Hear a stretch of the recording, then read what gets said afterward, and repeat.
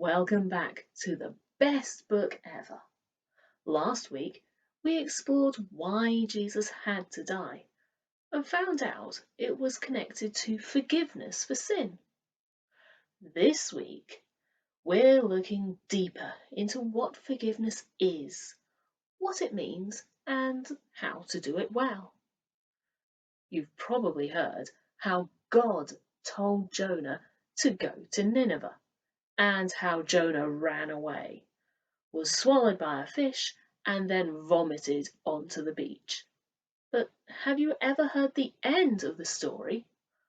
Let's read it now, from Jonah chapter 3, verse 6, all the way to the end of the book. When the message reached the king of Nineveh, he got up off his throne, threw down his royal robes, dressed in burlap, and sat down in the dirt. Then he issued a public proclamation throughout Nineveh, authorized by him and his leaders.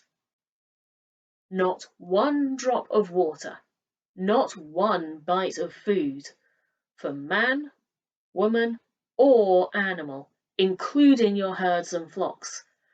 Dress them all, both people and animals, in burlap. Send up a cry for help to God. Everyone must turn around, turn back from an evil life and the violent ways that stain their hands. Who knows? Maybe God will turn around and change his mind about us. Quit being angry with us and let us live. God saw what they had done, that they had turned away from their evil lives. He did change his mind about them. What he said he would do to them, he didn't do. Jonah was furious. He lost his temper. He yelled at God. God, I knew it.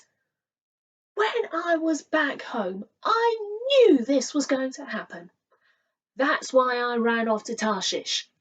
I knew you were sheer grace and mercy, not easily angered, rich in love, and ready at the drop of a hat to turn your plans of punishment into a program of forgiveness.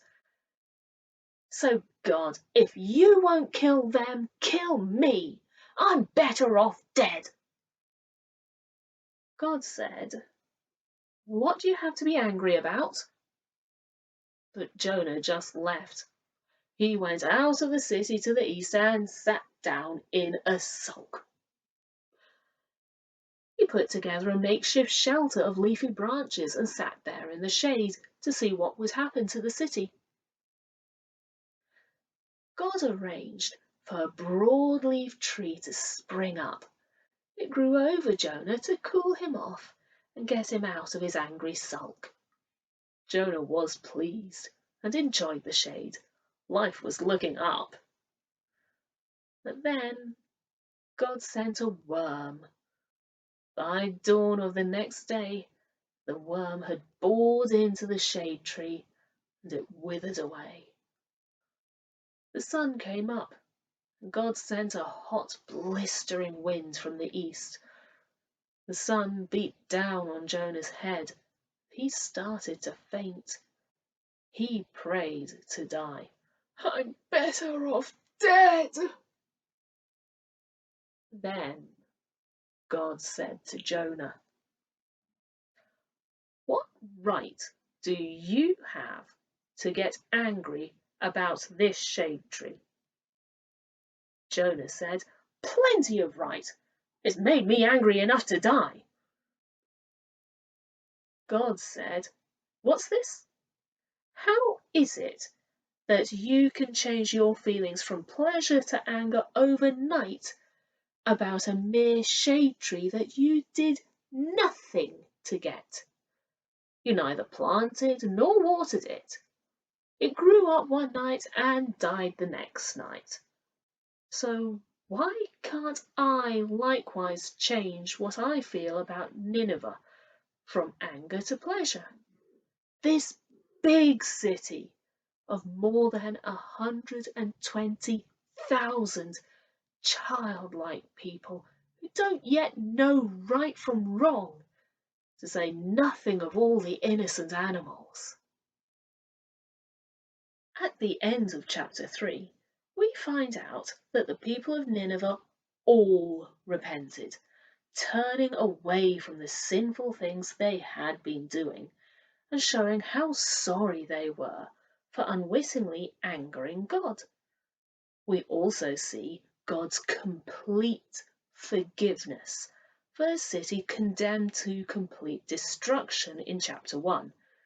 In chapter 4, we find out that Jonah also needs to forgive these people and how unwilling he is to obey. God provides an illustration for Jonah and us to learn from. Jonah is sat waiting for God's destruction to fall on Nineveh. He's hoping and praying that God will change his forgiving character and punish this city, and looking forward to witnessing the event. He wants to be able to gloat about this, using the destruction of this city to scare others for his benefit. There's a chip on his shoulder. He's jealous that God has forgiven Nineveh when he wants justice. It's hot sat out in the desert sun, so God sends Jonah a leafy plant, probably a desert weed, to provide shade for this stubborn prophet. God has forgiven Jonah his stubborn, self-centered attitude and is showing him love.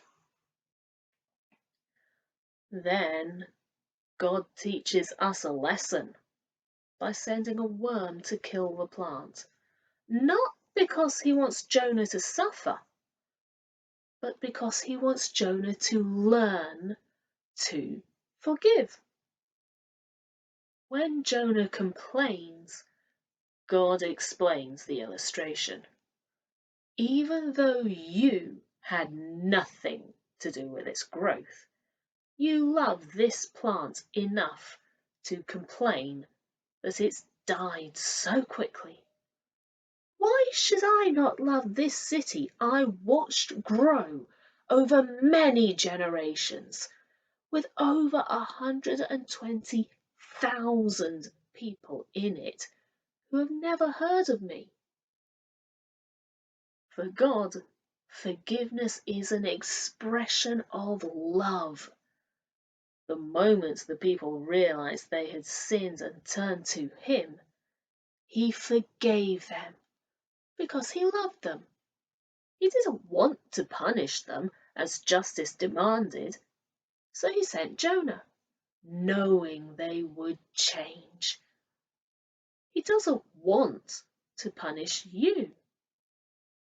So He sent Jesus to take our punishment, enabling us to be forgiven as instantly and completely as the Ninevites.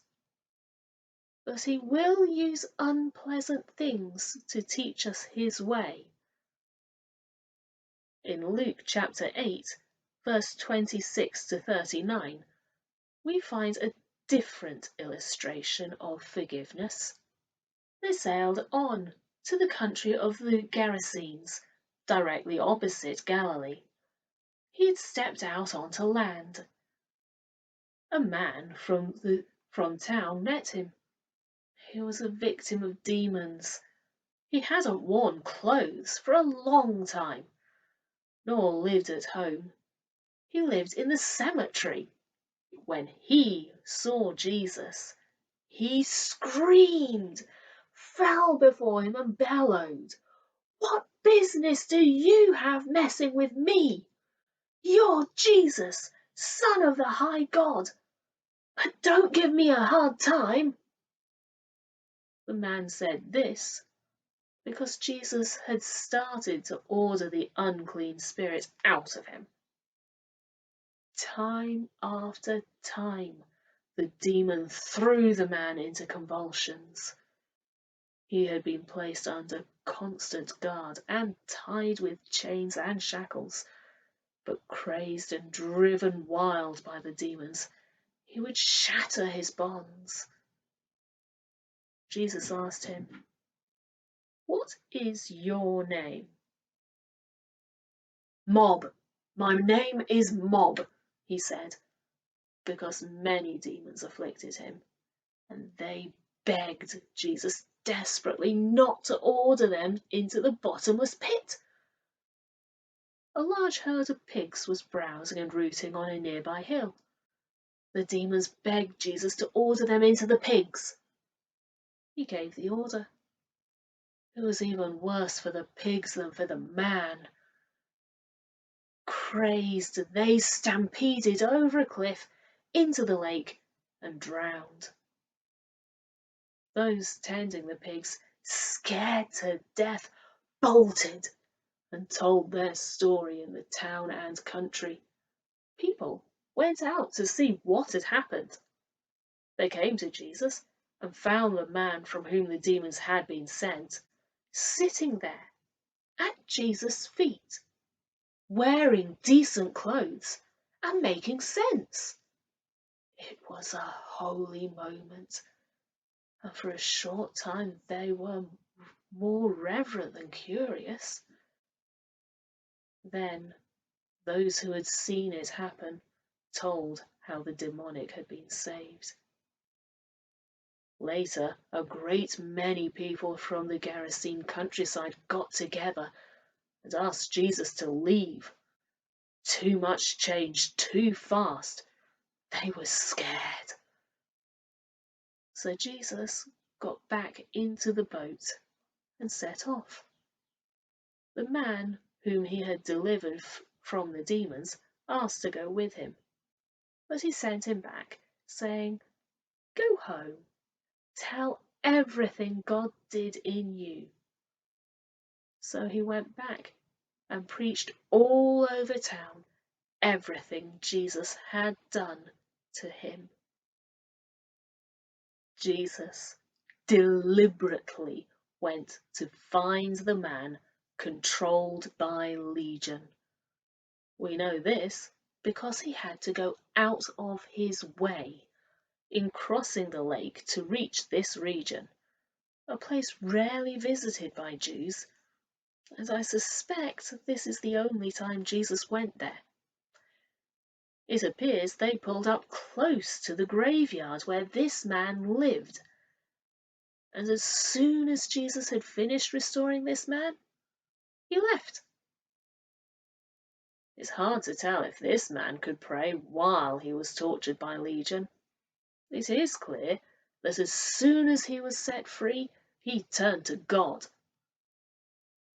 Was he forgiven before he turned to God, as proven by his complete healing?